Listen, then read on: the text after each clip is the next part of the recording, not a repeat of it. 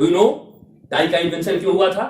ठंडे प्रदेशों में, ठंडे देशों में नाक पोंछने के लिए बहुत सारे रुमाल नहीं होते थे, इसलिए टाई बनाई गई थी कि उसी टाई से नाक पोंछते थे और आज वो टाई पहन करके जेंटलमैन बन गए। ये भारत है। भारत की विज्ञता, भारत का ज्ञान, भारत का आविष्कार, भारत के ऋषि चरक, चैवन्य, गालव, ऋभु, अंगिरा, वशिष्ठ, गर्ग, गौतम, सांडिल्य, ये सब कुछ न कुछ इन्वेंशन किए, सारे वैज्ञानिकों की तरह।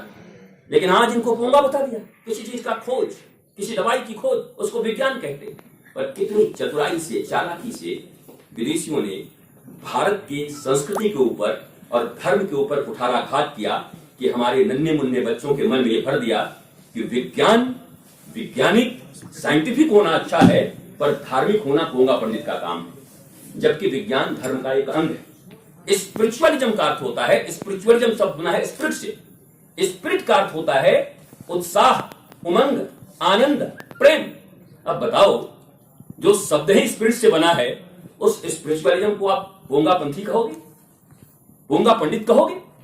कहीं ना कहीं ये जो साजिश हुई है 3 जनरेशन से, उसे हमें दूर करना होगा। और ये होगा भी, हमें गलत पढ़ाया गया है। जब हम सही पढ़ाएंगे, सही बताएंगे। जी फॉर जेंटलमैन हमारे बच्चों की किताब में लिखा हुआ है।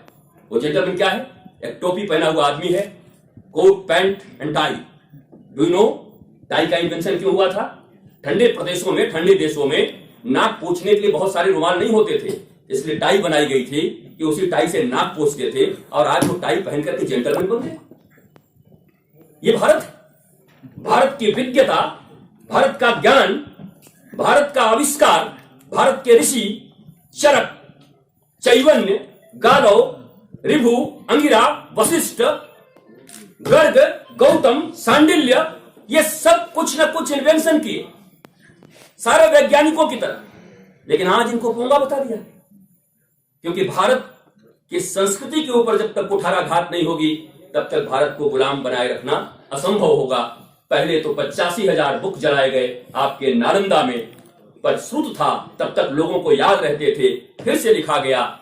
लेकिन अब तो वो भी नहीं। आप एक बच्चे से अगर गीता की बात पूछ लो, नहीं बता पाएंगे। मैं तो इस्लाम को सही मानता, कम से कम उनको कुरान याद है। छोटे छोटे बच्चे कुरान की आयतें याद करके रखते हैं। पर मैं आपसे पूछता, आपके सनातन धर्म में कोई बच्चा, क्या गीता पढ़ना अनिवार्य है? आज अगर गीता को जला दिया जाए तो क्या दोबारा गीता को कोई कहने वाला बचेगा इस पृथ्वी पर?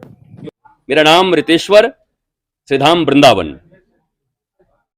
3 जनवरी 2023 से नंदन पैलेस में, रांची में हनुमान जी के ऊपर 7 दिवसीय कथा का आयोजन किया गया है, जिसमें झारखंड ही नहीं पूरे देश के लोग आएंगे।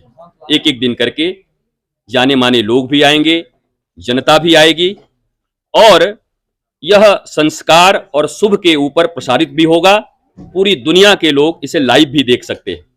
ये 7 दिनों की कथा डिप्रेशन, टेंशन और तनाव मैनेजमेंट की कथा है।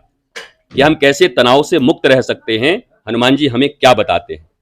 ये 7 दिन तक चलने वाले इस महान यज्ञ और महान कथा में झारखंड की राजधानी और झारखंड के लोगों को मैं आमंत्रित करता हूं। आप आइए, अपने प्रश्नों का उत्तर पाइए और अपने जीवन में आनंद, आह्लाद और उन्नति पाइए।